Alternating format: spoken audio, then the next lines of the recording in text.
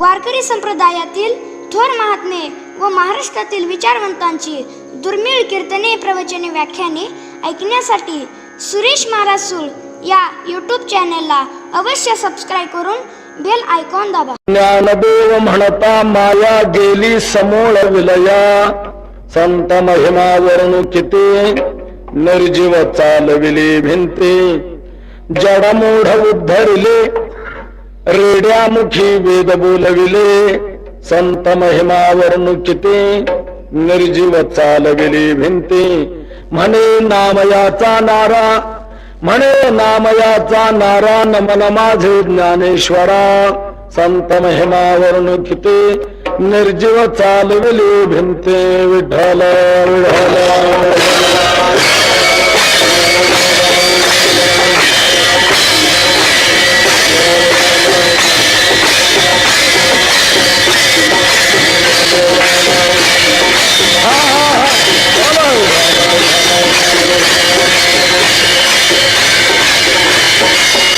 पांडुरंगा करू प्रथम नमन, पांडुरंगा करू प्रथम नमन,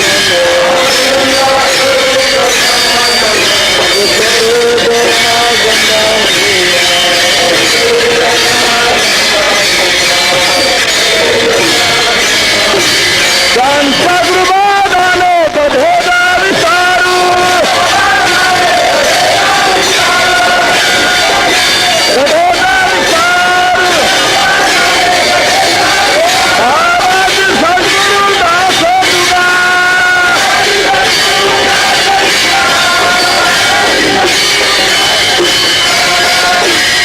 काय माझी वाणी मानेल संतांसी, रंगवू चित्तासे आपुलिया, यवंत प्रविश्य मम वाचमिमां सुप्तां, संजीवयत्यखिल शक्तिधर स्वधाम्ना, अन्यांश्च हस्तचरण श्रवणत्वगारेण, प्राणान् नमो भगवते पुरुषाय तुभ्यं, गजाननं भूतगणाधिसेवितं, कपित्थजम्बूफलचारुभक्षणम्, उमासुतं शोकविनाशकारकं, नमामि विघ्नेश्वर पादपङ्कजम्, आत्मरूप गणेश स्मरण सकळ विद्यांचे अधिकरण, तेच वंदे श्री चरण श्री गुरूंचे ते नमस्कारणीयत.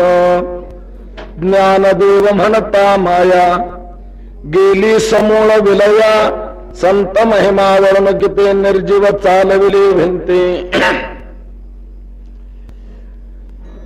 प्रस्तुत सेवेकरता घेतलेला अभंग हा देवाचे अत्यंत लाडके भक्त, ज्ञानोत्तर प्रेम भक्तीच्या आनंद सागरात अविरत विहार करणारे भक्त शिरोमणी जे नामदेवराय, त्यांचे थोरले चिरंजीव जे नारायण महाराज, त्यांचा हा अभंग सेवेकरता घेतलेला आहे. साधकांचे मायबाप, योग्यांची माऊली, वैष्णवांचे मुकुटमणी, सकल संत कंठभूषण, अलंदीप अखंड समाधिधन ज्ञानोबाराय यांचा संजीवन समाधी सप्तशताब्दी महोत्सव हा महाराष्ट्रभर सर्वत्र मोठ्या प्रमाणात सुरू आहे. तोच आपल्या लातूरमध्ये देखील त्या भव्य प्रमाणात होत आहे, करतो आहे. आपण त्यांचं चिंतन का करू नये, म्हणून नारायण महाराजांनी निर्णय घेतला की आजपासून ज्ञानदेव ज्ञानदेव ज्ञानदेव याच प्रमाणे चिंतन करायचं. म्हणून विठ्ठल विठ्ठल नामचिंतन करणं नारायण महाराजांनी सोडून दिलं आणि ज्ञानदेव ज्ञानदेव असं नामचिंतन करू लागले. पंढरीला गेले, तिथे त्यांचं ज्ञानदेव ज्ञानदेव हेच नामचिंतन चालू. परमार्थातले सान्निध्यातली मंडळी, त्यांना हे नारायण महाराजांचं जरा वेगळं वाटू लागलं. आतापर्यंत नारायण महाराजांच्या बरोबर आपण सहवासात होतो, पारमार्थिक साधना करत होतो, विठ्ठल विठ्ठल नामचिंतन करत होतो. परंतु आता अलीकडे तेव्हापासून यांनी मंत्र बदलवलेला आहे. काय प्रकार आहे. पण आता बोलावं कसं. परंतु न बोलावं तर ते देखील अंतःकरणात राहिला. निर्णय याचा लागला पाहिजे असं का. म्हणून ती मंडळी सान्निध्यातले नारायण महाराजांकडे आले आणि नारायण महाराजांना म्हणतात, नारायण महाराज, तुमच्या आश्रयाने आम्ही परमार्थाची वाटचाल करत आलो, साधना करत आलो. तुम्ही आम्हाला विठ्ठल विठ्ठल नामचिंतन करायचं सांगितलं, त्याप्रमाणे आपण हा विठ्ठल नामचिंतनाचा आनंद आतापर्यंत लुटत आलो. परंतु तुम्ही अलीकडे आळंदीला जाऊन आल्यापासून ते विठ्ठल विठ्ठल नामचिंतन सोडून दिले आणि ज्ञानदेव ज्ञानदेव असं चिंतन करायला लागलेला आहात. हो म्हणे, लागलेलो आहे. पण महाराज, विठ्ठल नामचिंतन सोडून तुम्ही ज्ञानदेव नामचिंतनाकडे वळलात, याचा अर्थ तुमचं हे चुकीचं आहे असं आम्हाला म्हणायचं नाही. परंतु ज्ञानदेव नामचिंतन करण्यामध्ये तुम्हाला विशेष काय वाटलं का. नारायण म्हणतात, जरूर. नारायण महाराज म्हणला, जरूरच, निश्चित. काही त्याचा अनुभव आला.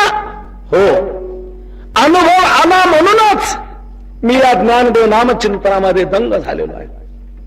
महाराज, नुसता आला एवढ्यावर आमचं समाधान होणार नाही. ते ज्ञानदेव म्हणता, ज्ञानदेव म्हणता, तुम्हाला काय लाभ झाला तो आम्हाला सांगा. ते ज्ञानदेव म्हणता, ज्ञानदेव म्हणता, काय झालं हेच नारायण महाराज सेवेकरता घेतलेल्या अभंगाच्या प्रथम चरणात सांगतात.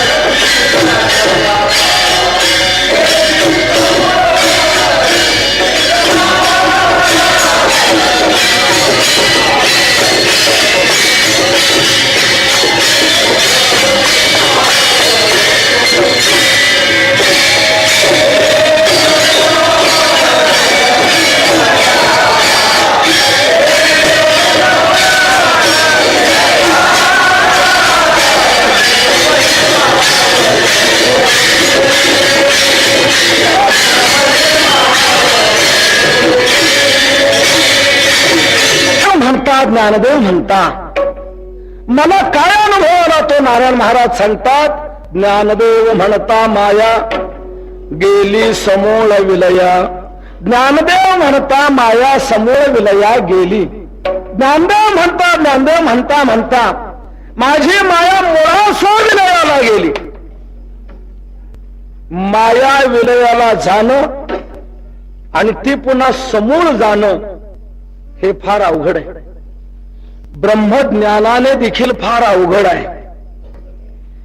माया समूळ विलयाला जाण्याकरता अनेक जण अनेक प्रकारे प्रयत्न करतायत. योगी, ज्ञानी, तपस्वी वेगवेगळे आपापल्या परीने साधनानिष्ठ आहेत. परंतु माया त्यांच्याच्याने समूळ विलयाला जाणं फार अवघड आहे. ब्रह्मादिक देव देखील या मायेच्याच अधीन आहेत. ब्रह्मादिक देखील ही माया ओलांडू शकत नाही. माया त्यांच्याकडून विलयाला जाऊ शकत नाही. परंतु अशी माया विलयाला गेली आणि ती नुसती नव्हे, समूळ विलयाला गेली. माया ही विलयाला जाण्यामध्ये कोणी म्हणेल काय विशेष हे आहे. तिचं अस्तित्व असणं हेच दुःखाला कारणीभूत आहे. जोपर्यंत तिचं अस्तित्व अस्तित्व आहे, तिचा पगडा आपल्यावर आहे, तिची सत्ता आपल्यावर चालते आहे, तोपर्यंत जीवाला दुःख भोगण्याची पाळी येते. ज्या वेळेला जीव तिच्यातून अतीत होईल त्याच वेळेला तो आनंदाच्या राशीवर आरूढ होईल. मायेत आला की तो दुःखात सापडला. मायेपासून निर्माण झालेलं जे आहे ते आपल्याला दुःख सोडू देत नाही, दुःखातून बाजूला होऊ देत नाही. ही तर मुळात माया आहे. जे जे माईक आहे ते तर कसं आहे, आपण तुकोबारांना विचार. तुकोबारा म्हणतात जे जे माईक आहे ते ते दुःखाला उत्पन्न करणारे आहेत.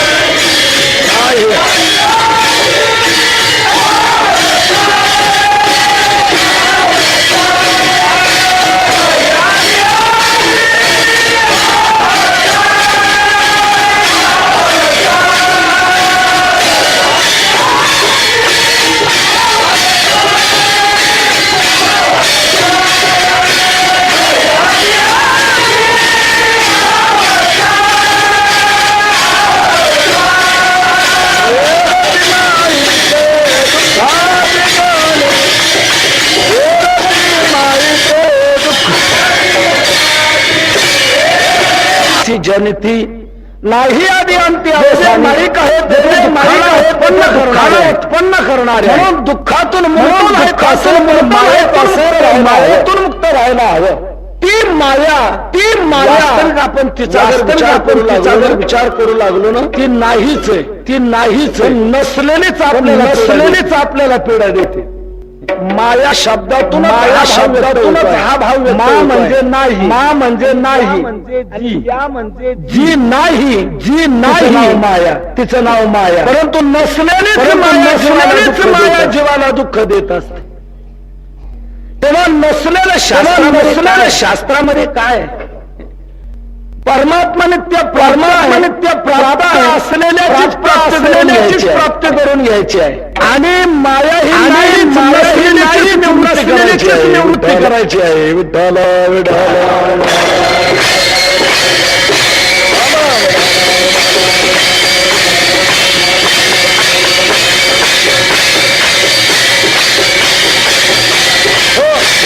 नारायण महाराज म्हणतात, मी ज्ञानदेव नामचिंतन करत राहिलो ना, त्या नामचिंतनामुळे ही माझी माया समूळ विलयाला गेली. एक महत्वाची इथे शंका ही येते की माया समूळ विलयाला जाण्यासाठी शास्त्रामध्ये ब्रह्मज्ञान हे साधन सांगितलेलं आहे. ब्रह्मज्ञानाशिवाय दुसऱ्या कुठल्याही उपायाने ती जाऊ शकत नाही. वाचून ज्ञाने वीन एके उपाय करसी जितके तीही गुंफसी अधिके रुखी ये. पंचदशीमध्ये विद्यारण्य स्वामी सांगतात, ब्रह्मज्ञानम विना न स्यात् इति वेदांत डिंडिमा. ब्रह्मज्ञानाशिवाय ती नष्ट होऊ शकत नाही असा वेदांत हात उभारून सांगतो आहे.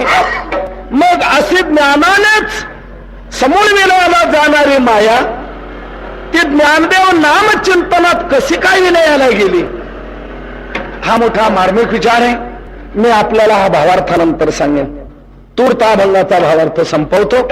नारायण महाराज म्हणतो, ज्ञानदेव असं म्हणता माझी माया मुळास विलयाला गेली. माणसाने जीवनात इतर काही म्हणूच नाही, बोलूच नाही. आणि बोलायचंच झालं देवाचं तर देवाचं आणि संतांचं बोलावं. चांगलं ते बोलावं, चांगलं ते आणि चांगलं एकच आहे, आणि चांगलं एकच आहे संत. आणि देव हे संत, देव आणि संत. देवाचं नामचिंतन, संतांचं नाम जीवनात सफलता प्राप्त करून देणार आहे. आपण जीवनात चिंतन करतो, सफलतेच नाही करत. काहींची चिंतन ही निष्फल असतात. काहींचं चिंतन हे दुष्फल आणि काहींचं चिंतन हे जीवनात सफलता प्राप्त करून देणार. आपले चिंतन चालू असतं, परंतु काही वेळेला आपल्याकडून निष्फल चिंतन घडतं. घरी सांगून गेला, मला तिकडे निमंत्रण आहे, मी तिकडे जेवायला चाललो. तिकडे उशीर झाला, तिकडचं सगळं आटपून गेलं होतं. हा पुन्हा फिरून आला, तिकडून फिरून आला तर इकडचं आटपून गेलं होतं. आता काय करायचं? भूक तर खूप लागली आणि पत्नी जाग्यावर नाही. आता बाळाला पाठवलं, कुठे? तिथे. का रे? म्हणजे तिथे नाही. कधी येणार, कधी स्वयंपाक करणार, कधी मी जेवणार, सारखं मधून मधून चिंतन चाललंय. कधी येणार, कधी स्वयंपाक करणार, कधी मी जेवणार, कधी येणार. आता हे जे चिंतन आहे, हे चिंतन निष्फल आहे. या चिंतनातून काहीच प्राप्त होणार नाही, ना पाप ना पुण्य. विठ्ठल विठ्ठल विठ्ठल.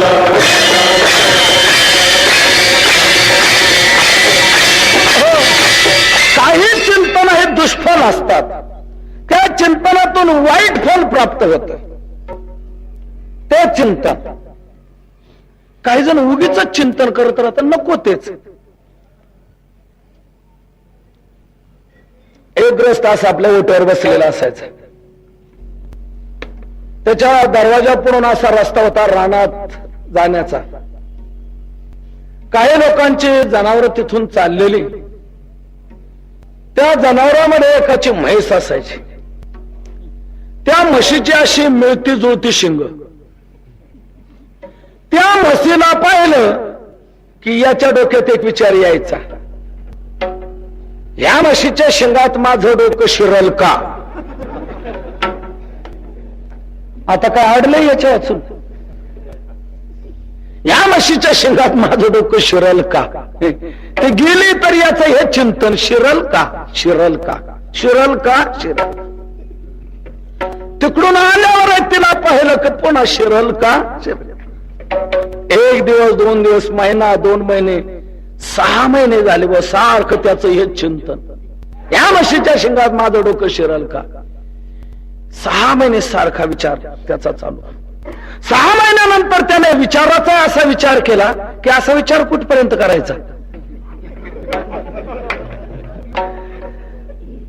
असा विचाराचा विचार केला आणि एके दिवशी निश्चित त्याने ठरवलं की आता हा विचार संपवायचा. ती म्हैस पुढे आली, हा उठला, म्हशीच्या पुढे गेला, डोकं शिरवण्याचा प्रयत्न केला. योगायोगा असा ते शिरलं. आता ती म्हैसच किती बुद्धिमान प्राणी असते सांगण्याची काही गरज नाही. त्या म्हशीने असं डोकं वर केलं, वर केल्याबरोबर हा लगेच वर झाला, एकदम शिंगामध्ये फिट बसला.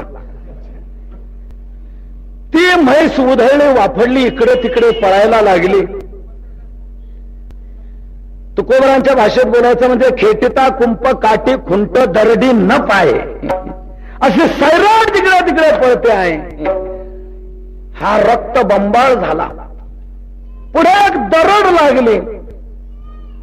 त्या दरडेवरून तिने असे उड्डाण केलं. त्या म्हशीने उड्डाण करताना तिची अशी मान थोडी खाली झाली, हे निसटलं. खाली एक दगड होता, त्याची कोच होती अशी, डोकं त्याच्यावर आपटलं, कोच पडली, रक्त बंबाळ झाला. पण हसत हसत परत आला.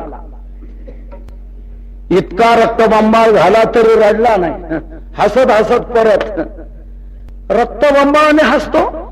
लोक विचारू लागले, अरे हसतोस काय लोड्या, रक्तबंबाळ झाला ना, अरे डोकं फुटलं ना. तो म्हणे डोकं फुटे ना का, पण संशय मिटला. डोकं फुटे ना, संशय मिटला म्हणे. आणि कसला संशय होता, ह्या म्हशीच्या शिंगात माझं डोकं शिरल का. हा जो माझा संशय होता तो संशय आज मिटला. बाकीचे लोक म्हणले वेड्या, अरे काही विचार करायचा की नाही जरा. तो म्हणला म्हणजे तुम्हाला काय वाटतं बिनविचाराने काम केलंय? 6 महिने रोज विचार करत होतो, रोज माझं चिंतन चालू असायचं. या म्हशीच्या शेंगात माझं डोकं शिरल का? मला विचारायचंय, 6 महिने याने चिंतन केलं, 6 महिने हा विचार केला, पदरात फल काय पडलं? 2 महिन्याचा डॉक्टरचा पेशंट झाला, 2000 रुपये गेले. विठ्ठल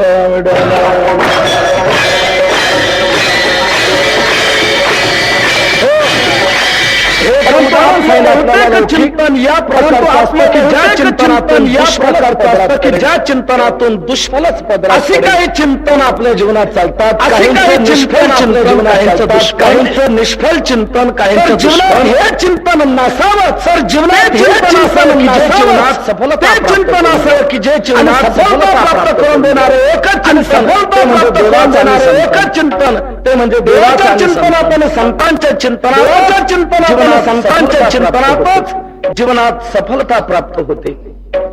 नारायण महाराज म्हणतात, माझा हा अनुभव आहे. मी ज्ञानोबरांचं नामचिंतन केलं.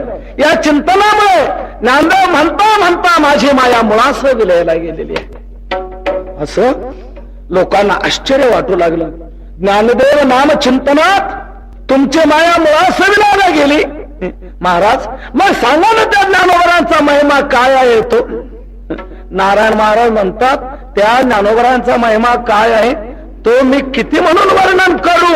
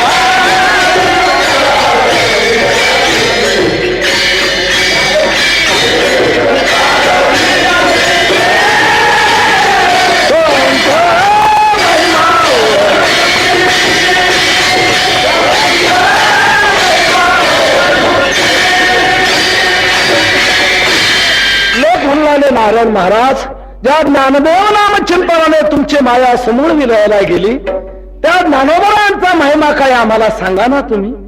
नारायण महाराज म्हणतात, तो मी काय म्हणून सांगू? संत महिमा वर्णू किती, संतांचा महिमा आम्ही किती म्हणून वर्णन करू? तो वर्णन केला जात नाही. संतांचा महिमा वर्णन करता येत नाही.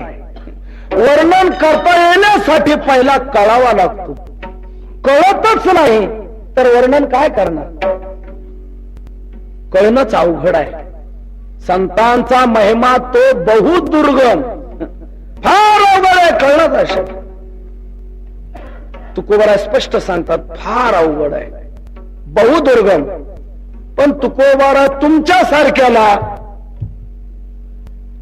पण जे शास्त्री झालेले आहेत, आचार्य झालेले आहेत, पंडित झालेले आहेत, जे शब्दज्ञानी आहेत, त्यांना तरी तो कळाल की नाही? तुकोबारा म्हणतात, त्यांचं तर इथं काही कामच नाही. शाब्दिकाचे काम नाही इथे, त्यांचं इथं काही कामच नाही. असं कसं म्हणता बरं तुकोबारा तुम्ही? त्यांचं इथे का काम नाही?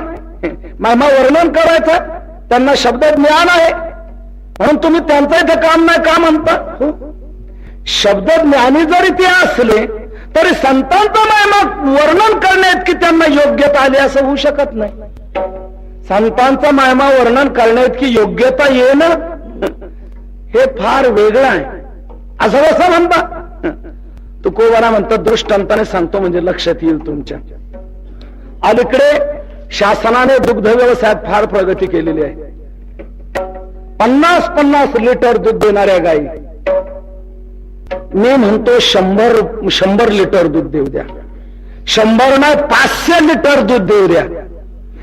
500 नाही 5000 लिटर दूध देऊ द्या त्या गायीने. मग ती काय काम देणं होईल का? बहु दुधड जरी झाली म्हैस गाय तरी होईल काय काम देणं? फार दूध देणारी जरी झाली ती काय काम देणं होईल का? काम देणं कुठं हे जर्सी कुठं? अहो काम देणं नुसती कामना आपण केली का ती पूर्तता करते? ही जर्सी कामनेवर जमत काय? अहो तिच्या सतत पुढे हजर राहावं लागतं आणि मागे हजर राहावं लागतं. पुढे सारखं टाकत राहावं लागतं आणि मागे सारखं उचलावं लागतं. सतत पुन्हा तिचं टेम्परेचर वाढतं. सतत डॉक्टरला आणावं लागतं. सारखी सेवा घेते. काम देणं तशी सेवा घेते का? शेळ्या मेंढ्या गायी सेवा घेती म्हैसी कामधेनु तैसी नव्हे एक. या सेवा घेतात. काम धेनू त्याप्रमाणे सेवा घेत नाही. म्हणून काम धेनू ते काम धेनू आणि हे जर्सी ते जर्सी तर काय. तसं इतर किती शब्द ज्ञान जरी मिळवलेलं असलं तरी संतांचा महिमा वर्णन करणे इतकी योग्यता आली असं होऊ शकत नाही. म्हणून अवघड आहे. बर माणसाला अवघड. ब्रह्मदेवादी देवांना तरी कळल की नाही? तुकोबरा म्हणतात नकळे तो साचार ब्रह्मादिका. त्यांचा महिमा काय वर्णो मी पामर. नकळे तो साचार ब्रह्मादिका. ब्रह्मादी देवांना तो खऱ्या अर्थाने कळू शकत नाही. इतकंच नव्हे शास्त्राला कळत नाही का वेदाला कळत नाही. संतांचा महिमा नकळे आगमा निगमा. आगम म्हणजे शास्त्र आणि निगम म्हणजे वेद. शास्त्राला कळत नाही का वेदाला कळत नाही. तिथे मी काय सांगू शकणार आहे? तेथे माझा काय कोण तो विचार वर्णावया पार महिमा त्यांचा. म्हणून संतांचा महिमा वर्णन करता येणं फार अवघड आहे. मी काय वर्णन करू शकणार? आपण महाराजा मला कळू दे तर खरं. काहीतरी सांगा की महिमा. नारायण महाराज म्हणतात काय सांगू मी तुम्हाला महिमा? अहो ज्यांनी निर्जीव भिंत चालवली आणि तुम्ही मला म्हणतात त्यांचा महिमा सांगा. मी काय सांगणार? निर्जीव चालविली भिंती. संत महिमा वर्णू किती असं म्हणत म्हणत सांगतात. महिमा सांगण्याची हीच पद्धत आहे, दुसरी नाही. विठ्ठल विठ्ठल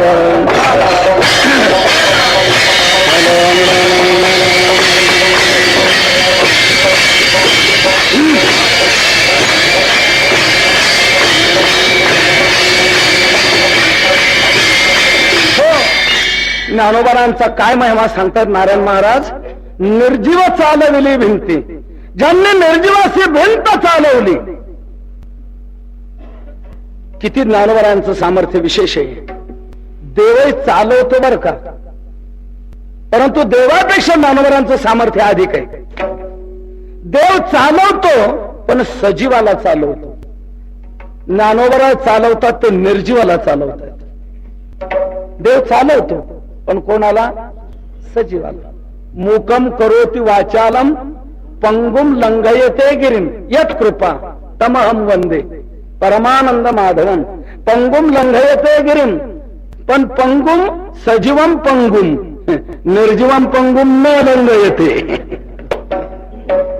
भगवान चालवतो पण सजीवाला चालवतो, निर्जीवाला चालवत नाही. निर्जीवाला चालवायला 4 जण लागतात. देव चालवतो पण सजीवाला चालवतो नाही का? गाव तुमचं गाव कोणतं? गारोळ. तिथून इथं कसं काय आलं?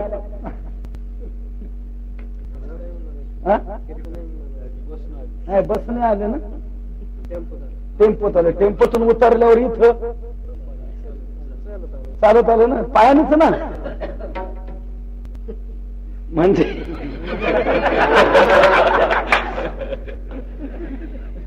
आपण चालत आलो ही देवाची सत्ता. देवाने आपल्याला चालवलं आणि इथपर्यंत आणलं. तुकोबरा म्हणतात की चाले हे शरीर कोणाची असते, कोण बोलावे ते हरवे. देवाच्या सत्तेने हे शरीर चालतं. एके ठिकाणी मी सांगितलं, चाले शरीर कोणाची असते, कोणाच्या सत्तेने शरीर चालतं सांग. एक पठ्यामध्येच उठला आणि तो म्हणाला चाले शरीर पायाची असते. मला सांगायची देवाची सत्ता आणि तो म्हणतो पायाची सत्ता. आता म्हटलं काय करावं, इथेच गप राहतो, कीर्तन बंद करायला पाहिजेत. नाही तर देव कसं चालवतो समर्थन तरी करायला पाहिजे. देव चालवतो म्हणून पायाच्या सत्तेने शरीर चालतं. हो ठीक आहे म्हटलं, काय हरकत नाही.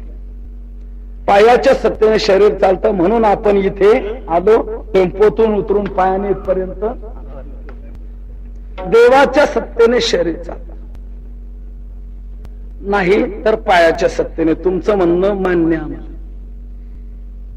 पायाच्या सत्तेने जर शरीर चालतंय असं तुम्हाला म्हणायचंय तर मी एक विचारतो, तुम्ही प्रेत पाहिलं का? प्रेत, प्रेताला पाय असतात का नसतात? असतात. मग ते चालतं का? का चालू नाही त्याने? पायाच्या सत्तेने शरीर चालतं ना, मग प्रेताला पाय असतात त्याने का चालू नाही? का चौघांना ताप द्यावा? आपल्याला आहेत ना पाय, इकडे किती लागतात? चौघेच लागतात ना. मी म्हणतो आपल्याला पाय आहे त्याने कशाला दुसऱ्यांना ताप द्यावा? चौघांना. त्याने सगळ्या लोकांना सांगावं, बाबांनो तुम्ही असे चला, मी असा येतो तिकडे. काही नाही, त्याने पाय आहेत की, परंतु पाय आहेत म्हणजे चालू शकतो असं नाही. पायाला चालायला लावणारा परमात्मा आहे. त्याच्या सत्तेने पाय चालतात, त्याच्या सत्तेने डोळे पाहतात, त्याच्या सत्तेने कान ऐकू शकतात. म्हणजे सर्व जे चालतं हे त्याच्या सत्तेने. देखवी ऐकवी एक नारायण तयाचे भजन चुकून. म्हणजे देव चालवतो पण सजीवाला. ज्या वेळेला तो निर्जीव होतो त्यावेळेला देव चालवू शकत नाही. त्याला चालवायला मग 4 जण लागतात. मला हे सांगायचं, देव चालवतो तो सजीवाला चालवतो आणि ज्ञानोबाला चालवतात ते निर्जीवाला चालवतात. हे विशेष आहे. अचेतन भिंती चालवणे हेही करणे विचित्र.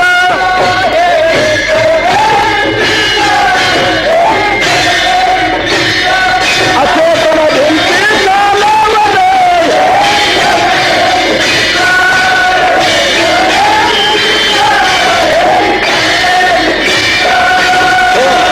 अचेतन भिंती चालवणे हेही करणे विचित्र. अचेतन भिंत चालवतात, जड अशी भिंत ज्ञानोबरांनी चालवली. हे ज्ञानोबरांचं विशेष सामर्थ्य आहे. म्हणून देवाईपेक्षा ज्ञानोबरांचा महिमा असा आहे की देव सजीवाला चालवतो आणि ज्ञानोबरा निर्जीवाला चालवतात. केव्हा कशी भिंत चालवली याचा मार्मिक विचार मी पुढच्या चरणाच्या विचारात सांगेल. म्हणजे कथाभाग लाईनीने थोडासा येईल. निर्जीवासी भिंत ज्ञानोबरांनी चालवली. एक जण म्हणला, काय विशेष असा तुम्ही महिमा सांगितला मला ज्ञानोबरांचा? तुम्हाला अनुभवाला तुमची मायामुळे असं विलायला गेली आणि भिंत चालवली, याच्यातून चांगदेवाचा गर्व परिहार केला. म्हणजे तुम्हाला उपयोग झाला, दुसरा चांगदेवाला उपयोग झाला ज्ञानोबरांचा. म्हणजे व्यक्तिगत उपयोग होणं याला विशेष महत्व नाहीये. समष्टी किती उपयोग झाला, अलीकडच्या भाषेत बोलायचं म्हणजे बहुजन समाजाचा किती उपयोग झाला याला विशेष महत्व आहे. व्यक्तिगत तुम्हाला उपयोग झाला आणि व्यक्तिगत चांगदेवाला उपयोग झाला. म्हणून ज्ञानोबरांचा विशेष महिमा असा आम्हाला वाटत नाही. असं बहुजन समाजाच्या दृष्टीने सर्वतः ज्ञानोबरांचा काही विशेष महिमा असेल तर आम्हाला सांगा. नारायण महाराज म्हणतात, त्यांचा महिमा तुम्हाला काय सांगू मी. त्यांनी मानवांचा तर उद्धार केलाच केला, परंतु पशूचा देखील उद्धार केलेला आहे आणि मानवामध्ये देखील उच्च स्तरीयच उद्धारले असे नाही तर अनेक जड मूढांचा त्याने उद्धार करून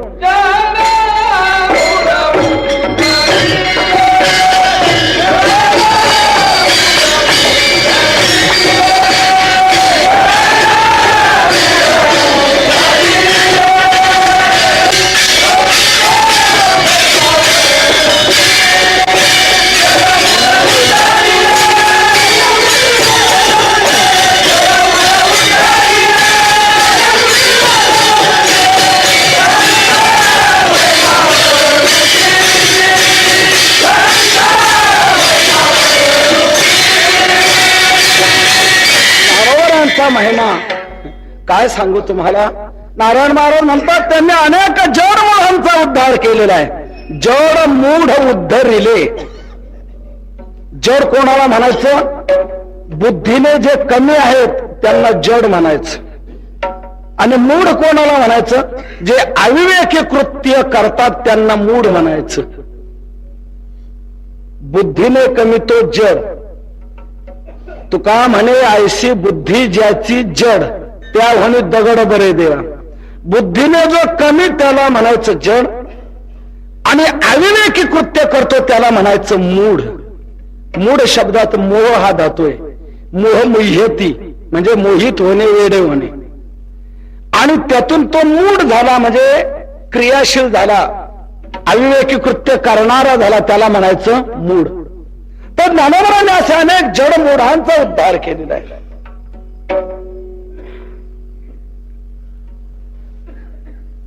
निवृत्तीनाथांना मांडे खाण्याची इच्छा झाली. एकदा प्रवृत्तीत आले निवृत्तीनाथ. मुक्ताबाई म्हणते दादा मी मांडे करते. खापर आणण्याकरता गेली परंतु खापर कोणी देईना. विसोबासाठी त्याने सर्वांना सांगितलं अजिबात द्यायचं नाही खापर या पोरीला. ही संन्याशाची पोरं इथं आलेले अपशकुन आपल्याला. कोणी द्यायचं नाही खापर, कोणी देईना.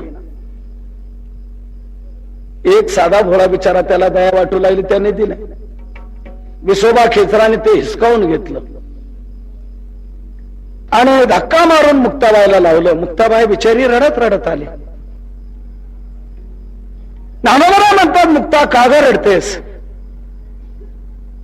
मुक्ताबाई म्हणते दादांना मांडे खाण्याची इच्छा झाली म्हणून मी खापर आणण्याकरता गेले होते परंतु खापर कोणी देईना.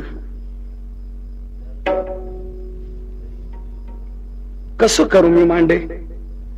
ज्ञानोबा म्हणतात तुला मांडे करण्याकरता खापरच पाहिजे ना, मग बाहेर शोधायला जाण्याची गरज कशाला तुला? हे काय माझ्याजवळ खापर आहे. कोणतं हे काय? हे शरीर कशाच आहे? मातीच आहे. म्हणून मी माझी पाठ तप्त करतो त्याच्यावर तू मांडे भाज. ज्ञानोबांनी योगाग्नीने आपले पाठ तप्त केले. मुक्ताबाईने आपले मांडे त्याच्यावर भाजले.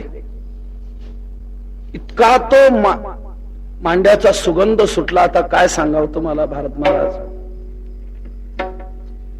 ज्ञानोबरायांची पाठ योगाग्नीने तप्त झालेली आणि त्याच्यावर मांड करणारी मुक्ताबाई बद्दाबाई नव्हती. ज्ञानोबरायांची पाठ योगाचा अग्नी आणि करणारी मुक्ताबाई. काय ते मांडे असतील. इतका सुगंध सुटला त्याचा की त्या विसोबा चाटी जो होता त्याच्या जाऊन नाकात शिरला. कसला सुगंध आहे हा? कुठे काय होतंय? किती विशेष सुगंध आहे. काय होतंय कुठे? निघाला ना तो. बरीच माणसं वासावर निघणारी असतात. काहींचं घ्राणेंद्रिय तीक्ष्ण असतं. वासावर येतात. हा विसोबासाठी निघालेला आहे. सर्व बंद होतं. या परिस्थितीमध्ये ज्ञानोबरांच्या पाठीवर हे मांडे बांधण्याचं चाललं होतं. त्या विसोबा चाटीने एक झरोका असा पाहिला, शिरण्यासारखी जागा, तिथून आत शिरला आणि तो मांडा घेतला आणि खाल्लेला आहे. ज्ञानोबा म्हणतात, अरे असं काय खेचरासारखं करतो. तिथून पुढे त्याला विसोबा खेचर म्हणण्यात आलं.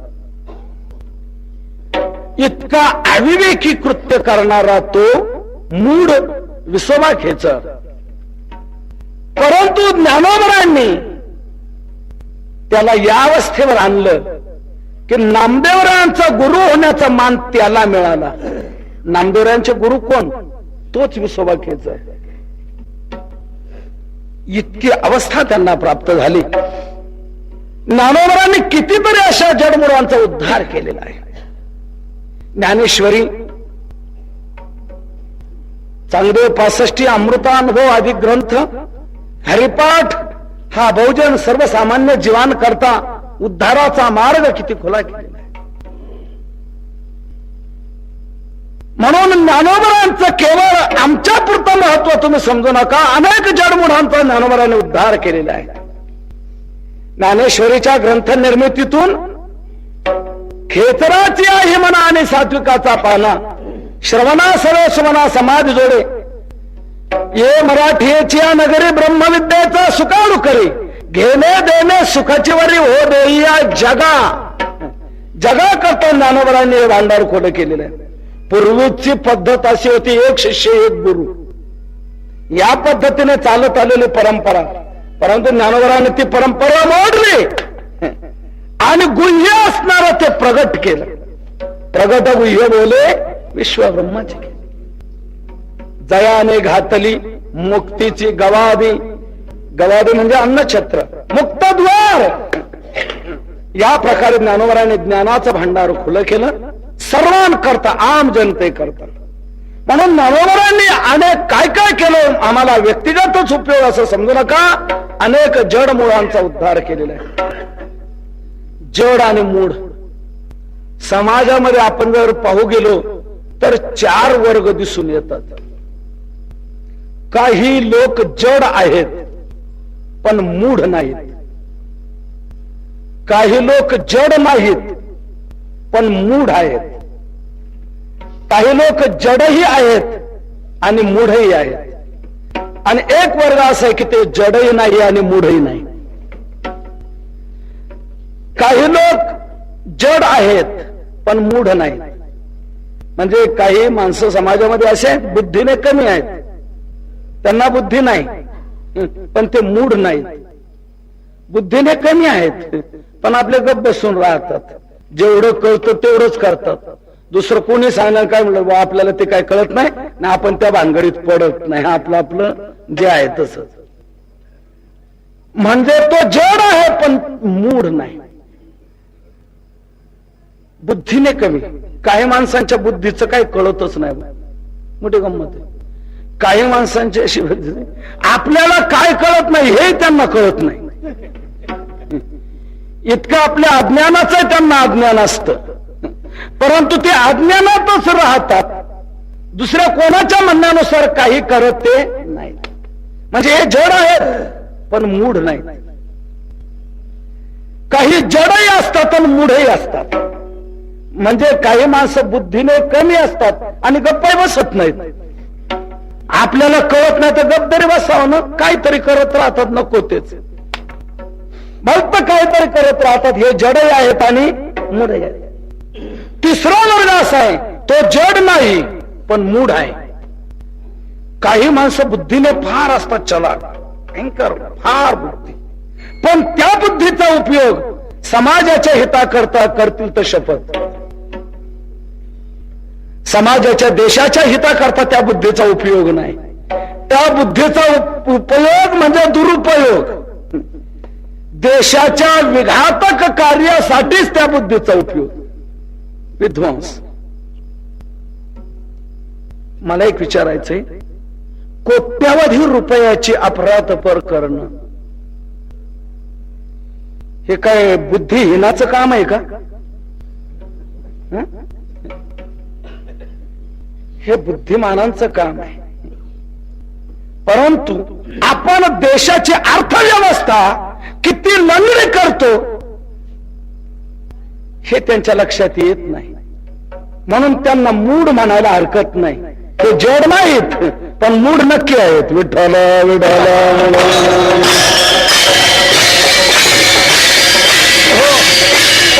त्यांना बुद्धीने कमी म्हणता येणार नाही.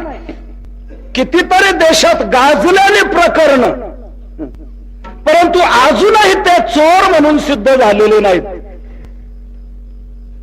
वकील गप्प बसले तर न्यायाधीश गप्प बसलेले आहेत. न्यायाधीशांना अजून ते सापडले नाहीत. काय हे चोर आहेत असं म्हणण्याचं त्यांचे अजून धाडस होत नाही. म्हणजे न्यायाधीशांची बुद्धी देखील तिथे कमी पडते. अशी यांची किती बुद्धी विशेष असायला पाहिजे. विठ्ठल विठ्ठल.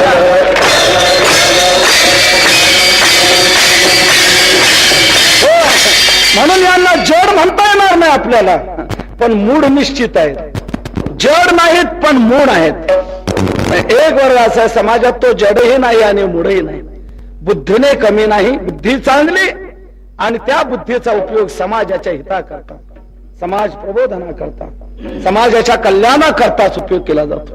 आणि असे श्रेष्ठ संत महात्मे ज्ञानोबरांनी आपल्या बुद्धीचा उपयोग समाजाच्या हिताकरता अनेक जडमोडांचा उद्धार केला. मानवाचाच काय, ज्ञानोबरांनी रेड्याचा उद्धार केला. रेड्याचा, पशुचा उद्धार केलेला आहे. रेड्यामुखी वेद बोलले. रेडा म्हणजे रेडा, टोनगा. सर्वात बुद्धीने कमी पशु जर कोणता असेल तर टोनगा. याच्या इतका बुद्धीने कमी कोणताच प्राणी नाही. सगळ्याच बुद्धीने कमी.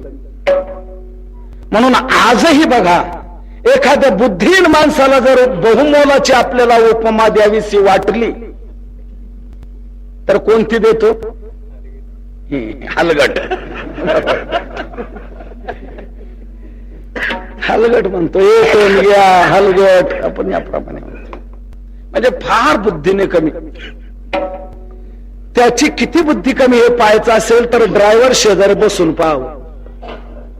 ते जर रस्त्याने चाललेले असले, किती भुवा भुवा पुआ पुआ करा, ते हलणार नाही. धक्का दिला तर पुढे होतील पण बाजूला होणार नाही.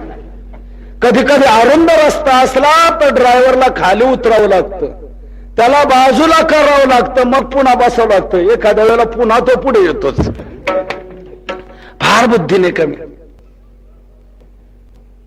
म्हणून तुम्ही बघा, त्याच्यावर काहीच इलाज चालत नाही, काहीच उपयोग चालत नाही. म्हणून अजूनही सर्कसमध्ये टोनगा आलेला नाही. सर्कसमध्ये सगळे पशु आहेत, परंतु अजून काय टोनगा सर्कसमध्ये आला नाही. कारण चालतच नाही. काय त्याच्यावर इलाज तर करणार काय? ज्या वेळेला टोनग्याला सर्कसमध्ये आणतील त्यावेळेला यांची खरी बुद्धी आपण समजू. काय चालत नाही. इतका बुद्धीला कमी हीन पशु असा टोनगा रेडा. परंतु ज्ञानोबराने त्याच्या मुखातून वेद बोलवले, त्याचा उद्धार केला. किती ज्ञानोबरांचा महिमा आहे. परंतु अलीकडचे काही सुपीक मेंदूचे लोक हे मानत नाहीत. कसलं रेड्याच्या मुखातून कुठे वेद? अशक्य, अशक्य मान.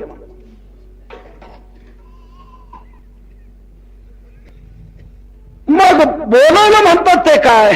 म्हणजे पूर्वी रेडेआड नावाची माणसं होती. त्यावेळेला त्या रेडेआड नावाच्या माणसाच्या मुखातून वेद बोलवले. असे काही सुपीक मेंदूचे लोक वेगळा विचार समाजाच्या पुढे आणतील आणि याचा विपर्यास करतील. म्हणून संतांनी स्पष्ट उल्लेख केला, रेडा म्हणजे कोण? म्हैसी पुत्रा मुखे बोलवणे श्रुती, चालवणे भिंती वैसालिया.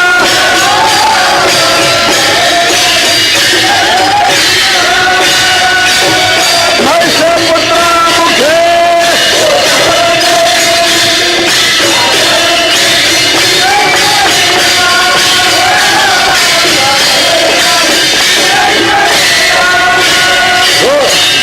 पुढे असा विपर्यास लोक करतील.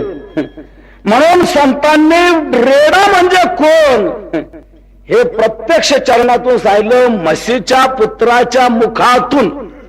आता काय राहिली का शंका? म्हैसी पुत्रा मुखे बोलवणे श्रुती, चालवणे भिंती बैसोनिया. रेडा कुठे बोलतो का वेद? रेडा कुठे बोलतो का वेद असे म्हणतात की या रेड्यांना काय कळणार? त्याला कळण्या इतकी काहीतरी योग्यता असावी लागते. ज्ञानोबाने रेड्याच्या मुखातून वेद बोलवले. मोठा कथा भाग आहे, जास्त विस्ताराने सांगत नाही, मार्मिक भाव फक्त त्यातला सांगतो. मौंजीबंधन व्हायला पाहिजे, परंतु ब्राह्मणांनी सांगितलं की तुमचं मौंजीबंधन कोणत्या आधाराने करावं? तुम्ही पैठणला जाऊन शुद्धीपत्र आणा, मग आम्ही तुमचं मौंजीबंधन करू. पैठणला गेलेले आहेत, त्यावेळेला विचारलं कोण तुम्ही, काय नावं सांगण्यात आली. आता ती मंडळी बुद्धिमानच तिथली. हे एक जण म्हणला अरे नावं काय पाळखून ठेवलेली आहेत, निवृत्ती ज्ञानदेव सोपान मुक्ताबाई, काय नाव? दुसरं म्हणला अरे नाव असलं म्हणून काय झालं, नावात आहे काय? तव एक म्हणते नामापाशी काय आहे, ज्ञाना वाहतसे पखालीसी. नावात आहे तरी काय? याचं नाव ज्ञानदेव आणि याचं नाव ज्ञाना म्हणे, हा जो टोनगा याचं नाव ज्ञान आहे म्हणे. मग यांच्यात आणि यांच्यात काय फरक? ज्ञानोबरा म्हणतात काहीच फरक नाही, आत्मदृष्ट्या तो आणि मी एकच आहे. ज्ञानदेव म्हणे तोही माझा आत्मा, वेगळे काम होत या नाही, त्याच्यातून आमच्यात काहीच वेगळे नाही, त्याचा आणि माझा आत्मा एक आहे. असं ज्या वेळेला म्हटलं त्यावेळेला बुद्धिमान ते सर्व ब्राह्मण म्हणू लागले काय बोलतोय, त्याच्या माझ्यात काही फरक नाही, माझा आणि त्याचा आत्मा एक आहे. एकदम मुलाला का रे, एक जर आत्मा आहे तर त्याला मारलं तर तुला लागेल का? म्हणे का लागणार नाही. लगेच घेतला सोडून त्या टोंग्याच्या पाठीवर मारला. मारल्याबरोबर तोच वेळ उठी ज्ञानदेवा. मारुतिया सोड म्हैसी याचे पाठी, तोची ओळ उठी ज्ञानदेवा. ज्ञानोबरांच्या पाठीवर तो ओळ उठलेला आहे. मुक्ताबाई म्हणते मारू नका, बंद करा. बघा माझ्या दादाच्या पाठीवर किती जोराचा वळ उठलेला आहे. पाहतात तर खरोखरच वळ उठलेला. लोक म्हणाले काय आश्चर्य, मारलं टोनग्याच्या पाठीवर आणि वळ उठला यांच्या पाठीवर, कसं काय आहे? हे एक जण म्हणाला मला विचारा ना कसं काय म्हणे. कसं काय म्हणे, यांचा बाप पूर्वी बंगालात गेला होता, तिकडे जाऊन बंगाली विद्या शिकून आला आणि या पोरांना तरबेज केलेला आहे. माझ्या पदार्थ नाही सांगत, प्रमाण देतो बरं का मी. गौड बंगाली हे विद्या प्रसिद्ध, शिकवून प्रबुद्ध केली पोरे. गौड बंगाली विद्या यांना शिकवली, पोरं तरबेज केलेली आहे. दुसरा म्हणला बाकीचं द्या रे सोडून, पण आता एक आपण पाहूया. काय? टोनग्याच्या पाठीवर आसोड मारला, तो वळ इकडे उठला, म्हणजे तिकडचं इकडे दिसलं. आता इकडचं जर तिकडं दिसेल तर आपण एक आत्मा समजू. तिकडचं इकडे दिसलं, इकडचं तिकडे दिसायला पाहिजे, म्हणजे इकडचं काय, इकडे आपण जसे वेद म्हणू शकतो तसं तो टोनगा जर वेद म्हणेल तर मग तुमचा आणि त्याचा आत्मा एक आहे असं आम्ही समजू. ज्ञानोबा म्हणला तुमची कृपा असल्यावर का बोलू शकणार नाही तो? वेद म्हणायचं ते नको, कोणता वेद म्हणायचं सांगा. सगळ्यात ऋग्वेद अवघड आहे, म्हणून ते म्हणतात ऋग्वेद म्हणायला सांगा. ज्ञानोबराने लगेच आज्ञा केली. ज्ञानदेव म्हणे बोले रे ऋग्वेद, ओंकार मूळ शब्द प्रणवाचा. त्याबरोबर लगेच तो वेद म्हणू लागला. हरे ओम अग्निमेळे पुरोहितम. लगेच वेद म्हणायला सुरुवात झाली. इतके स्पष्ट उच्चार, शुद्ध उच्चार, सगळे ब्राह्मण आश्चर्यचकित झाले. ते म्हणू लागले अरे आपल्या पोथ्या आनंद याप्रमाणे तपासून घ्या, बरोबर आहेत की नाही. त्यांचा गर्व गेला. रेड्यामुखी वेद बोलविला, गर्वद्विजांचा हरविला, शांती रूपे प्रगटला ज्ञानोबा माझा. रेड्याच्या मुखातून वेद बोलवले, ब्राह्मणांचा गर्व परिहार झालेला आहे. आणखी तिथे एक विशेष चमत्कार केला ज्ञानोबरायांनी. काय केलं? जिथे ज्ञानोबराय हे उतरले होते ना, त्या गृहस्थाचं वर्ष श्राद्ध होतं वडिलांचं. निमंत्रण अगोदरच लोकांना दिलेली होती, स्वयंपाक तयार केलेला होता. परंतु हा म्हणतात गावात बातमी पसरली की ती संन्याशांची मुलं तिथे उतरलेली आहेत. ते घर बाटलं अपवित्र झालं. तिथं कसं काय जेवायला जायचं? त्यामुळे कोणीच ब्राह्मण जेवायला येईल. 11, 11:30, 12 झाले, कोणीच येत नाही. हा पुष्कळ विनंती करतो पण कोणी ऐकत नाही. शेवटी तो घरी आला आणि रडू लागला. वडिलांचं श्राद्ध आणि कोणी येत नाही, काय करावं? रडतोय. ते रडणं ज्ञानोबरांच्या कानावर गेलं. ज्ञानोबरा म्हणतात, भटजीबा का रडता? म्हणे माझ्या वडिलांचं श्राद्ध पण कोणीच येत नाही जेवायला. आम्ही येतो विनंती करायला, त्यांना सांगू चला म्हणून. अहो तुमच्यामुळे तर येत नाही, तुम्ही काय विनंती करायला जाता? आमच्यामुळे येत नाही. हो म्हणे, तुम्हाला इथे उतरायला जागा दिली म्हणून कोणी येत नाही. त्यावेळेला ज्ञानोबराय काय म्हणतात ऐका, ते कोणी येत नाही तर त्यांचे समजा बाप आले तर चालतील का तुम्हाला? वर गेलेले ते बाप इथे आले तर तुम्हाला चालतील का? त्या ब्राह्मणाला रेड्याच्या मुखातून वेद बोलवलेलं माहित होतं. रेड्याच्या मुखातून जे वेद बोलवतात ते बाप का आणू शकणार नाहीत? तोंडाला चालतील मला, पण कोणी असलं म्हणजे झालं. मग म्हणे करा तयारी, तुम्ही टाका असणं, पत्रावळी मांडा, वाढायला सुरुवात करा. केलेली आहे तयारी त्यांनी. ज्ञानोबरांनी लगेच आज्ञा केली, शंभर चलो नीचे आ जाओ, केशव चलो नीचे आ जाओ. एकेकाला आज्ञा केलेली आहे, आवाहन केलेलं आहे. सगळ्यांचे बाप खाली येऊन उतरले, पंक्ती बसलेले आहेत. जोराने मंत्रघोष चाललेला आहे. तो आवाज पैठण शहरात घुमतो आहे. एक जण म्हणू लागला, भानगड काय? कोण गेलं तिकडं? असे कसे पुढारी? आपल्याला नाही म्हटलं नाही, हे गेले कसे काय? काय पुढाऱ्यांचं खरं नाही वा. चला मला जाऊ त्यांच्याकडे. पाहत होतं ते पुढारी तिथंच होते.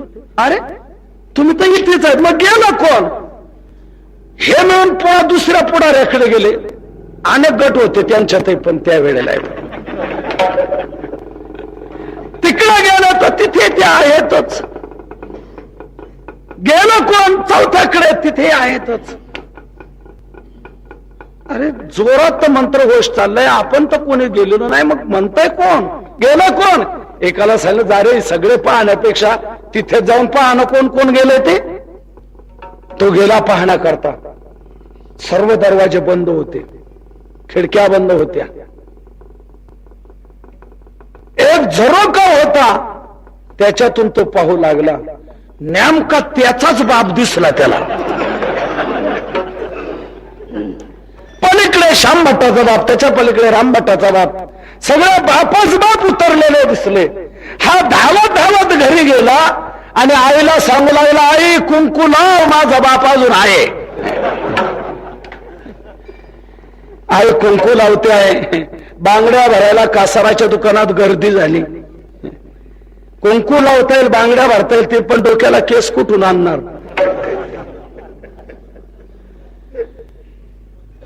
अशी परिस्थिती तिथे झाली. आणि स्वर्गवासी पितर जेवविले, स्त्रियांचे ते केले पुरुष देखा.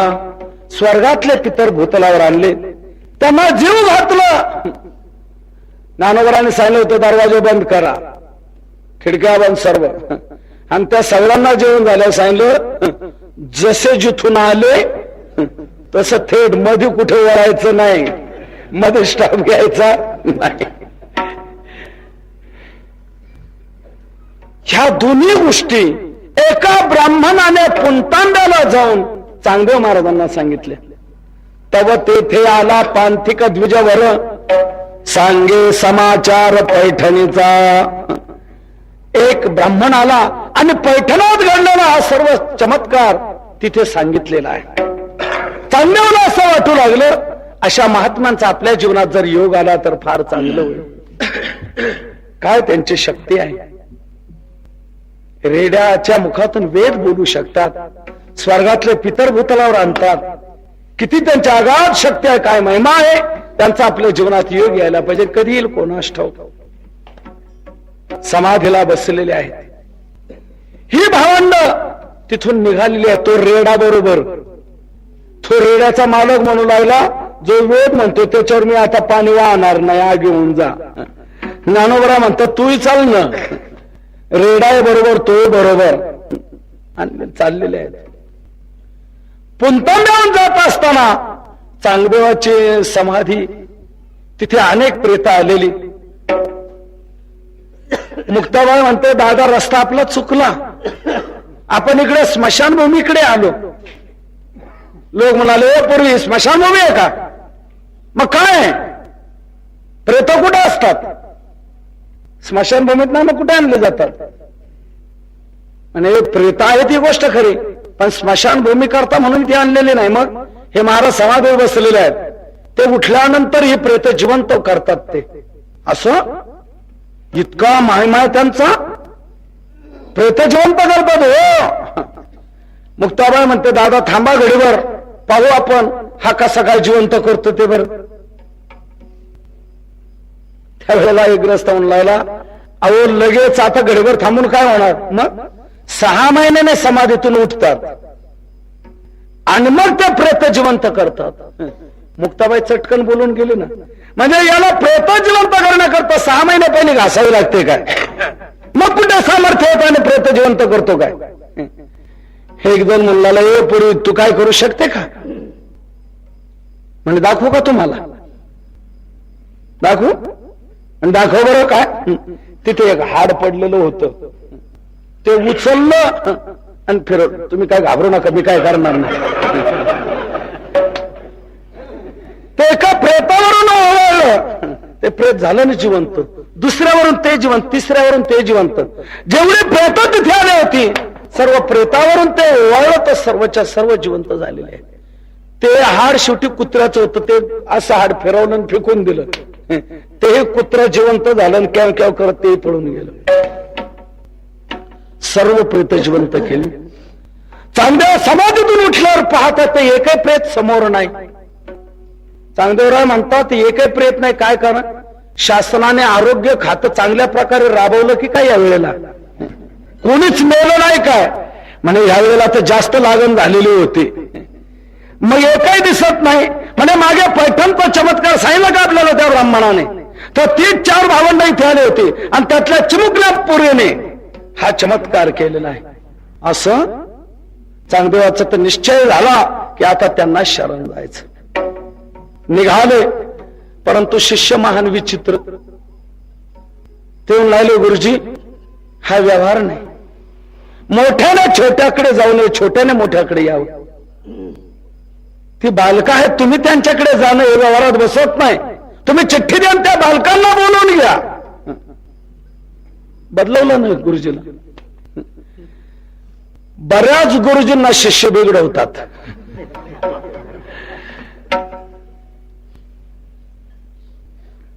थांबले, चिठ्ठी द्या तुम्ही लिहून. चिठ्ठी लिहायला घेतली, काय चिठ्ठीवर लिहावं हेच समजेना चांगदेवाला.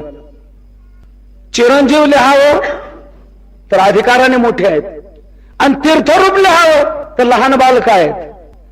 काही समजेना, पत्रिका लेखने टाकून दिली तशीच. चिरंजीव म्हणू तरी विश्वात्मक, तीर्थरूप तरी बाळक दशांगी. मग दिली टाकून पत्रिका लेखनी. सांगितलं की जा ते घेऊन चिठ्ठी. तशीच कोऱ्या कागदाची घडी केली, निघाली. आलं सकाळच्या वेळेला तिथे आळंदीमध्ये. हे 4 भावंड तिथे होती. लहान मुलं आहेत, यांना माहित असेल म्हणून विचारलं का रे पोरांनो निवृत्ती कुठे? तर ज्ञानेश्वर कुठे? तो सोपान, मुक्ताबाई, ती 4 भावंड कुठे आहेत माहित आहे का? मुक्ताबाई तिथे होतीच. का रे तुम्ही कुठले रे? काय उद्धटपणाने बोलता? निवृत्ती ज्ञानेश्वर कुठे म्हणता? निवृत्तीनाथ महाराज म्हणा. ज्ञानेश्वर महाराज म्हणा, कोठी नरे तुम्ही नेना विनीतता, उद्धट बोलता अति मूर्ख. मुक्ताबाई म्हणते उद्धटपणाने बोलता. कुठला तुम्हाला नम्रता लिहिणं काय आहे की नाही. संतांना एकेरी भाषेत संबोधू नये. अलीकडचे बरेच वक्ते एकेरी भाषेत बोलतात. नामदेव असं म्हणाला, निवृत्ती असं म्हणाला, सोपानंद तुकाराम काय म्हणतात. आणि आपल्या मुलांना म्हणतात बाळासाहेब आले आमचे, त्यांना विचारा तुम्ही काय म्हणतात ते. आणि ज्ञानोबाराज, निवृत्तीनाथ, नामदेवराज, सोपान काका, नाथ महाराज यांना एकेरी भाषेत संबोधतात. फार थोर अधिकार आहे. एकेरी भाषेने संतांना आवाहन करू नये, या प्रकारे बोलू नये. मुक्ताबाई रागवली, कुठल्या तुम्ही रे निवृत्ती ज्ञानेश्वर म्हणता. ते घाबरले.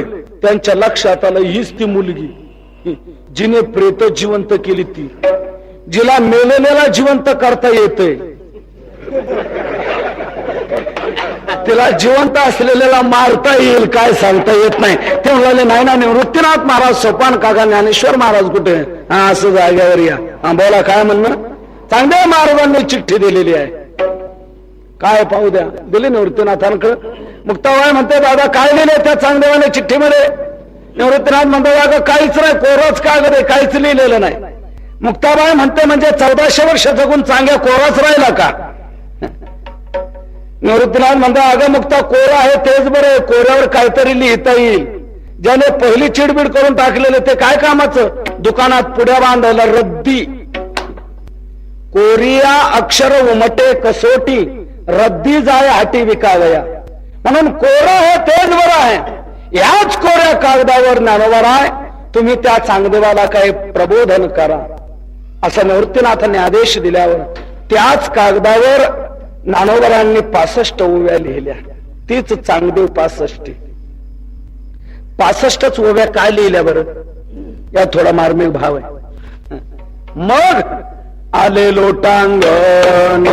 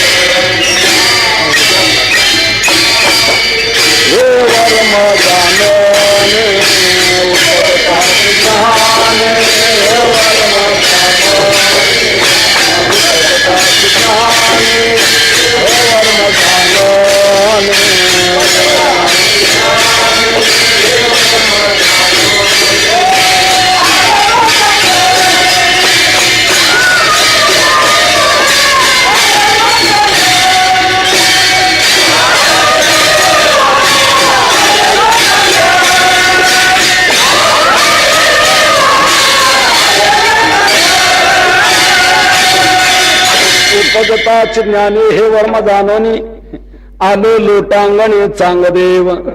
चांगदेव महाराज लोटांगण घालत आले, परंतु अभिमानाने आले.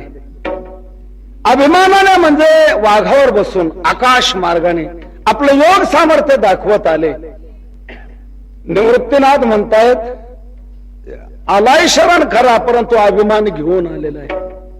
आपल्या योगाचा अभिमान आहे त्याला, म्हणून सामर्थ्य दाखवण्याकरता तो आकाश मार्गाने येतो. काय वाघावर बसून येतो, सर्पाचा असून करून. मग म्हणे काय. निवृत्तीनाथ म्हणाले ज्ञानोबाराज जसा अतिथी तसं स्वागत. अतिथी आपल्याकडे येतोय आकाश मार्गाने, आपण त्याचं स्वागत त्याच पद्धतीने करायला पाहिजे. म्हणजे काय, त्याने चेतनावर सत्ता चालवलेली आहे, परंतु त्याचा अभिमान घालवण्याकरता आपण जडावर सत्ता चालवायची, म्हणजे त्याचा अभिमान जाईल. तेव्हा मग काय करायचं आपण. म्हणे ज्या भिंतीवर आपण बसलो त्या भिंतीला चालायला सांगायचं. भिंतीशी केली आज्ञा चला म्हणे, भिंतीला आज्ञा केली आणि चला म्हणून सांगितल्या बरोबर ती भिंत चालायला लागली. जड असणारी भिंत, परंतु ती चाललेली आहे. ती जड भिंत चालत आलेली पाहिल्यानंतर चांगदेवाचा गर्व परिहार झाला. माझी काय सत्ता आहे, माझी चेतनावर सत्ता पण या बालकांची जडावर सत्ता. लगेच वाघावरून खाली उतरलेला आहे आणि साष्टांग प्रणाम केला. चालविली जड भिंती, हरली चांगयाची भ्रांती, मोक्ष मार्गेचा सांगा ते ज्ञानोबा माझा. त्यावेळेला ज्ञानोबारांनी मुक्ताबाईला सांगितलं, मुक्ता या चांगदेवाला बोध कर. तेव्हा मुक्ताबाईने चांगदेवरांना बोध केल्यावर चांगदेवराय या अनुभूतीवर आले. चांगदेव म्हणे आजीची जन्मलो, गुरुपुत्र झालो मुक्ताईचा, निर्जीव चालविली भिंती. रेड्याच्या मुखातून वेद बोलवले आणि निर्जीवासी भिंत ज्ञानोबरांनी चालवली. अशा त्या संतांचा तुम्ही मला महिमा सांगा म्हणता. मी महिमा काय सांगणार? संत महिमा वर्णू किती, निर्जीव चालविली भिंती. मग नारायण महाराज आता तुमचं म्हणणं काय? आता म्हणणं एकच आहे आमचं, आम्ही त्याचं वर्णन करू शकत नाही. एकच मार्ग आमच्या पुढे आहे. काय? त्यांच्या चरणावर मस्तक ठेवणं. हेच नारायण महाराज अभंगाच्या शेवटच्या चरणात सांगतात.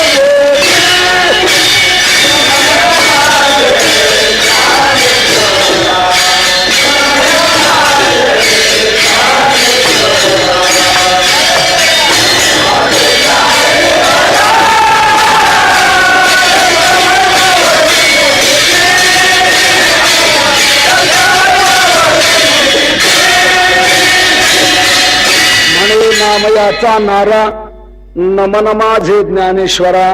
नामयाचा नारा म्हणे माझे ज्ञानेश्वरा नमन.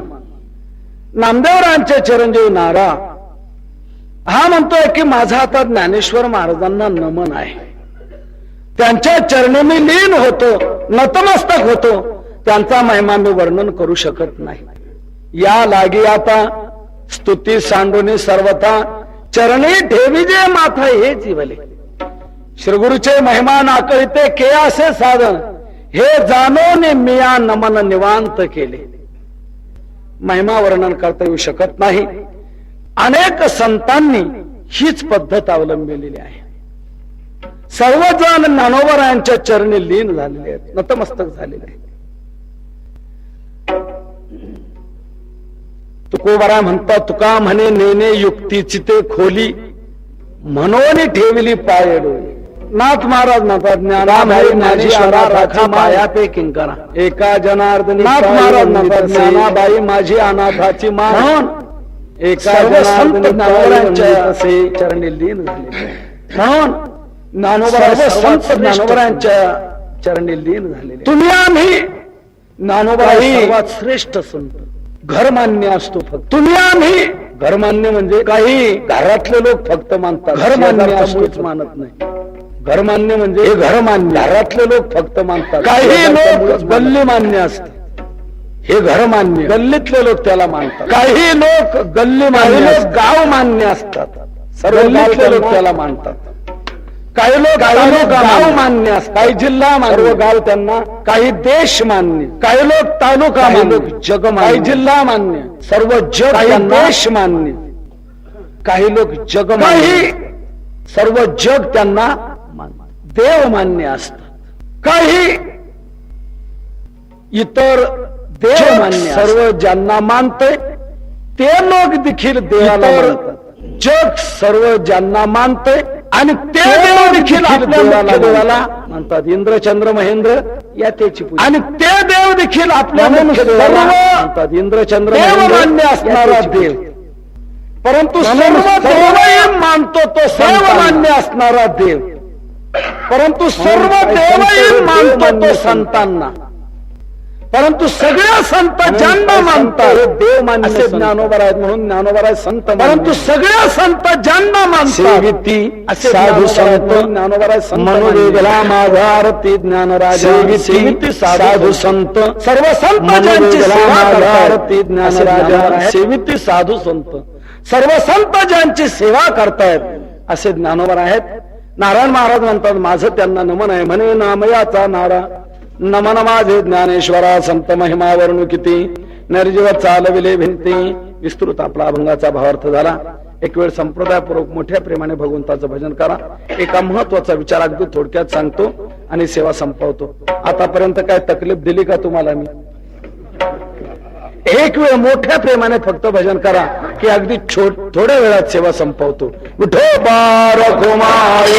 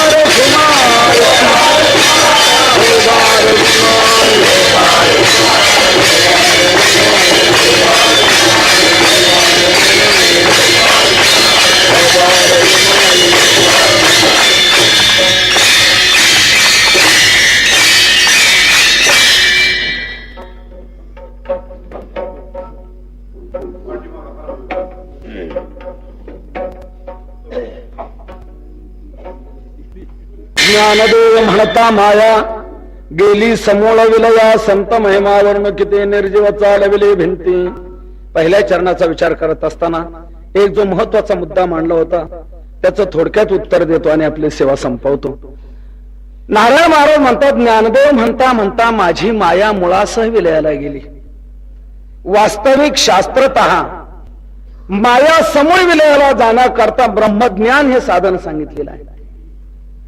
ब्रह्मज्ञानाशिवाय मायेची निवृत्ती होत नाही. ज्याप्रमाणे अंधार घालवायचा म्हटला की त्याच्याकरता प्रकाश पाहिजे. प्रकाशाशिवाय अंधाराची निवृत्ती नाही. बँड वाद्य वाजवून निवृत्ती होणार नाही. तो फोडून निवृत्ती होणार नाही. तिथे प्रकाशच पाहिजे. तसं अज्ञान घालवण्याकरता ज्ञानच पाहिजे. माया म्हणजे अज्ञान. तेव्हा तिच्या निवृत्ती करता ज्ञानाची गरज आहे. माऊलींनी दृष्टांत दिले एके ठिकाणी. जेवी स्वप्नीचे या घाया ओखद चेवोची धनंजया तेवी अज्ञान मुळा यया ज्ञानाची खडग. झोपेत लागलेला घाव बरा होण्याकरता औषध काय? जाग करणं. एकाच आणि एकाच वैर नेहमी सारखं चिंतन असायचं याच त्याच त्याच. झोपला झोपेत स्वप्न पडलं आणि स्वप्नात त्याला असं वाटू लागलं की आपला वैरी आला आणि त्याने आपल्यावर वार केला. वार केला असं वाटू लागलं. तो ओरडला लगेच. जोराचा घाव लागलेला आहे. रक्तबंबाळ झालो डॉक्टरांना. तो सेवक जागा झाला. मालक ओरडलेले आहेत. घाव लागलाय. डॉक्टरला नाही झाला पाहिजे. तिथे कीर्तनकार बुवा झोपलेले होते. त्यांनी ते ऐकलं होतं की हे बरळलेले आहेत. तो नोकर गेला डॉक्टरला घेऊन आला रात्रीचा. हा बुवा म्हटलं का रे कशा करता आणलं डॉक्टर? चांगले बुवा महाराज झोपेत. मग असे मालक ओरडले, त्यांना घाव लावला, रक्तबंबाळ ते झालेले आहेत, म्हणून मी डॉक्टर घेऊन आलो. असं म्हणजे त्यांना परत जायला सांगा, मी घाव बरा करतो. कुठे मार लागलाय मी बरा करतो. काही पैसे न घेता लगेच औषध की लगेच गुण, आणि जखमही दिसू देणार नाही. त्याने काय केलं, बाही मागे सावरली, एक तोंडात ठेवून दिली. जागा झाला काय म्हणे औषध. कसलं तुम्हाला घाव लागला त्याला? कुठे घाव लागला दाखवा. काय कर काय दिस घाव बरा केला. स्वप्नात लागलेला घाव बरा करण्याकरता ह्या डॉक्टरला आणण्याची गरज नाही. तिथे औषध कोणतं, त्याला जाग करणं. जेवी स्वप्नी चेया घाया ओखद चेवोच धनंजया. जाग करणं हेच त्याला औषध. तेवी अज्ञान मुळा या ज्ञानाची खड्ग. त्याप्रमाणे अज्ञान मूळ असणारे याला नष्ट करण्याकरता ज्ञान हेच खड्ग आहे. म्हणून ज्ञानानेच मायाची निवृत्ती असताना ज्ञानदेव नामचिंतनात ती माया मुळासह कशी विलयाला गेली, तर याचं उत्तर असं, ज्ञानोबरांच्या नामचिंतनात अशी एक शक्ती आहे की त्यामुळे ज्ञान प्राप्त होतं. का?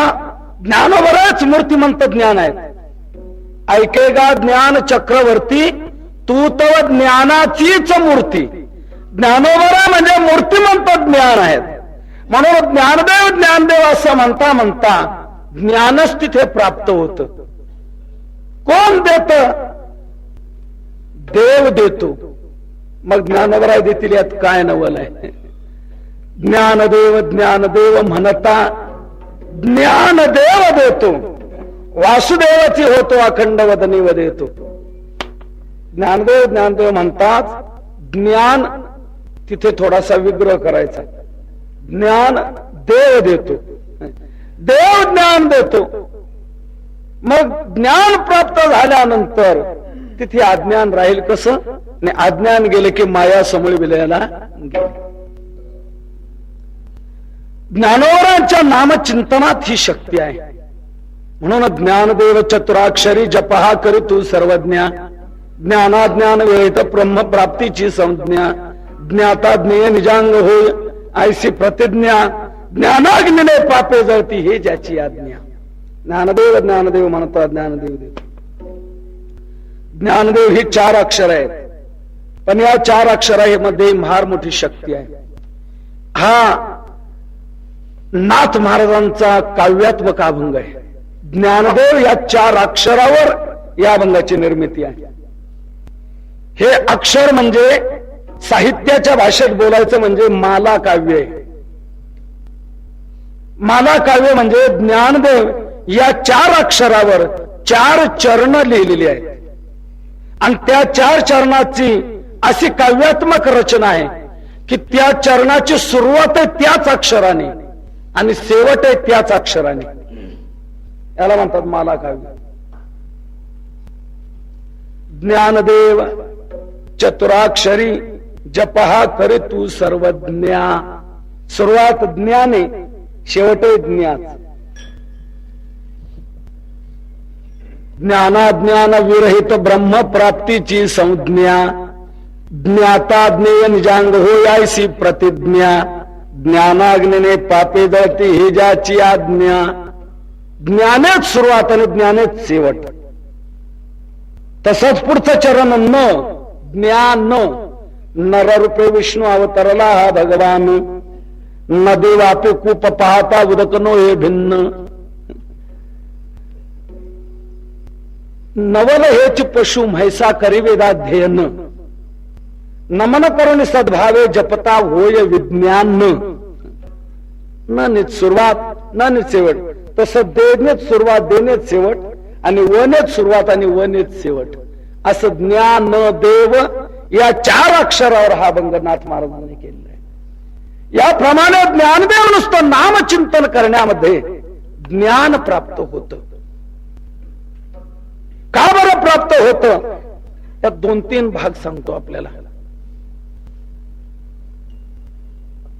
देवाच्या नामात जशी शक्ती आहे तशी ज्ञानोबरायांच्या नामात शक्ती आहे. देवाच्या नामचिंतनामध्ये देव स्वतः ज्ञान देतो. तेषां सततयुक्तानां भजतां प्रीतिपूर्वकम ददामि बुद्धियोगंतम येन मामुपयांति ते. जे माझं सतत नामचिंतन करतात त्यांना मी ज्ञान देतो भगवान म्हणतात. म्हणून नामचिंतन करता करता आपोआप ज्ञान प्राप्त होतं. आणि ज्ञान प्राप्त झालं की माया अज्ञान राहू शकत नाही. ही जशी देवाच्या नामाची शक्ती तशीच ज्ञानोबरांच्या नामाची शक्ती आहे. देव आणि ज्ञानदेव यात फरक काहीच नाही. हे स्वतः देवाने सांगितले. मग आपल्याला फरक करायचं काय कारण? फरक देवानेच मिटवलेला आहे. ज्या वेळेला ज्ञानोबा समाधीला बसले, समाधीचं झाल्यानंतर 16 देव म्हणतात नामदेवा चल आता पंढरीला. आपल्या नामदेवराय म्हणतात मला पंढरीला यायचं नाही. का बरं असं? पंढरीवर का रुसला? म्हणे माझे ज्ञानोबराय समाधीला बसले, मी पंढरीला येऊ शकत नाही. ज्ञानोबराय मला दिसत नाही, मी पंढरपूरला येणार नाही. देव म्हणतात अरे चल. नामदेवराव म्हणतात माझी अट आहे त्याकरता. तरीच येईन पंढरीस दृष्टी देखेन ज्ञानेश. दृष्टीने ज्ञानेश पाहिल तरच मी पंढरपूरला येईल. त्यावेळेला देव तत्वज्ञान सांगू लागले नामदेवरायांना. देव म्हणे ना म्या पाहे ज्ञानदेव मीच आहे, तो आणि मी नाही तुझा. ज्ञानदेव आत्मा माझा, माझ्या ठाई ठेवी हेत. सोड खंत खंडी द्वैत, तो आणि मी नाही तुझा. ज्ञानदेव आत्मा माझा. प्रत्यक्ष देव सांगतात त्याच्यात माझ्यात अंतर नाही, तो आणि मी एकच आहे. म्हणून देवाच्या नामात जी शक्ती ती ज्ञानोबरांच्या नामात शक्ती आहे. आणि ज्ञानोबरांच्या नामाची शक्ती, ज्ञानोबरा म्हणजे मूर्तिमंत ज्ञान, आणि ज्ञानाचा अज्ञानाला धाक असतो. म्हणून ज्ञानदेव नाम चिंतन ज्ञान प्राप्त होतं की त्या ज्ञानाच्या धाकाने माया मुळासह विलयाला जाते. म्हणून ज्ञानदेव म्हणता माया गेली समूळ विलया. ज्याचा ज्याला धाक असतो त्याच्या धाकात त्याची निवृत्ती होत असते. एक बरका महाराज असं बंकट स्वामी महाराज सांगायचे, असं म्हणतात आमचे गुरुनाम गुरु बंकट स्वामी महाराज. ज्याचा ज्याला धाक असतो तो जिवंतपणे तर असतो, पण मेल्यावरही असतो. ते असं सांगायचे. आता हे जे पखवाजाचं धूमपान आहे ना, धूमपान पान, हे जर शेळीच्या कातड्याचं असलं धूमपान, आणि दुसऱ्या वाद्याला लांडग्याच्या कातड्याचं जर धूमपान असलं, तर लांडग्याच्या कातड्याच्या धूमपानावर नुसता हात मारला, त्याचा नाद निघाला की शेळीच्या कातड्याचं जे धूमपान असतं ते आपोआप फुटत. हे बघा असं फुटत लगेच. म्हणजे जिवंतपणे लांडग्याचा शेळीला धाक किती आहे, तो मेल्यावर देखील कातड्यात देखील तो धाक भरलेला आहे, मुरलेला आहे. कातड्याचा आवाज झाला तर शेळीच्या कातड्याचं धूमपान आपोआप फुटलं जातं. म्हणजे ज्याचा ज्याला धाक असतो त्याच्या पुढे ते राहू शकत नाही. तसं अज्ञानाला, मायेला ज्ञानाचा फार मोठा धाक. ज्ञान म्हटलं की माया अज्ञान तिथे राहू शकत नाही. आणि ज्ञानोबरांच्या नामचिन्ह प्रत्यक्ष ज्ञान प्राप्त होतं, म्हणून तिथे अज्ञान माया राहू शकत नाही. म्हणून गेली समूळ विलया. आणखी एक महत्वाचा यातला भाग सांगतो. इथे ज्ञानोबरांच्या नामचिंतनात ज्ञान प्राप्त होणं आणि त्याने माया समूळ विलयाला जाणं, यात भगवंताचा मोठा आशीर्वाद आहे. ज्या वेळेला ज्ञानोबरांचा समाधी सोहळा संपन्न झाला त्यावेळेला देव उभे राहिलेले आहेत आणि देवाने तिथे घोषणा दिलेली आहे. काही महत्वाचं कार्य तिथे मोठी माणसं आली का ती आपली घोषणा देत असतात. ज्या तीर्थात आले की तिथे घोषणा देतात 5 कोटी या तीर्थाच्या क्षेत्राच्या विकासाला मंजूर. त्या कार्याच्या वेळेला ते घोषणा देतात, जाहीर करतात. तसं ज्ञानोबरांचा समाधी सोहळा संपन्न झाल्यानंतर देव उभे राहिले आणि देवाने सर्वांना सांगितले, बघा आजपर्यंत विठ्ठल विठ्ठल विठ्ठल असं माझं नामचिंतन केलं जात होतं, परंतु इथून पुढे आज या समाधी सोहळ्याच्या माध्यमातून मी असं एक आवाहन करतो, जाहीर निवेदन करतो की माझ्या नामचिंतनाप्रमाणे जो कोणी ज्ञानदेव ज्ञानदेव ज्ञानदेव असं नामचिंतन करील त्याला त्या नामचिंतनात ज्ञान प्राप्त होईल असा माझा आशीर्वाद आहे. असा समाधी सोहळ्याच्या वेळेला भगवंताने आपला जाहीरनामा सादर केला. आणि कैक सोपारे समाधीच्या अभंगामध्ये आहे बघा, आणि कैक सोपारे ज्ञानदेव चार अक्षरे जो जप करील निर्धारे त्यासी ज्ञान होईल ऐसा दिला आशीर्वाद. देवाने असा आशीर्वाद दिला की जो ज्ञानदेव या चार अक्षराचा जप करेल त्याला ज्ञान प्राप्त होईल. देवाचा आशीर्वाद असल्यामुळे जो ज्ञानदेव नामचिंतन करतो त्याला ज्ञान प्राप्त होतं. नारायण महाराजांना तो अनुभव आला, ज्ञानदेव नामचिंतन त्यांनी केलं, त्यांची माय